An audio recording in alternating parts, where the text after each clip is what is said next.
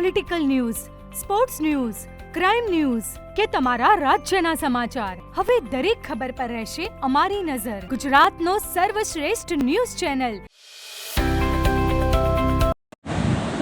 સ્થાનિક સ્વરાજ્યની ચૂંટણીમાં પોલીસ કાફલો વ્યસ્ત હતો. તેનો ગેરલાભ ઉઠાવી પાટણ જિલ્લાના સિદ્ધપુર તાલુકાના કાકોસી પોલીસ સ્ટેશનની હદમાં તસ્કરોએ માથું ઉંચક્યું હતું. ગ્રામ પંચાયતના બોરની મોટરો અને ખેતીવાડીના બોરના કેબલની સતત થતી ચોરીઓથી ખેડૂતો અને સ્થાનિકો ચિંતામાં હતા.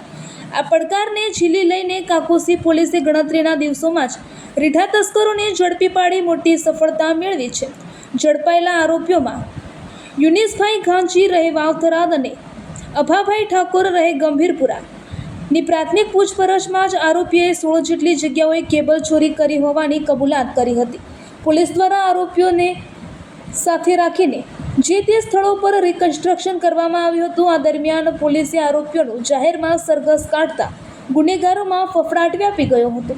લાંબા સમયથી કેબલ ચોરીના ત્રાસથી પરેશાન ખેડૂતો અને ગ્રામજનોએ આ સફળ કામગીરી બાદ રાહતનો શ્વાસ લીધો હતો. કાકોસી પોલીસ અને પીએસઆઈ લિંબાચિયાની આ ત્વરિત અને કડક કાર્યવાહીની સમગ્ર પથકમાં પ્રશંસા થઈ રહી છે.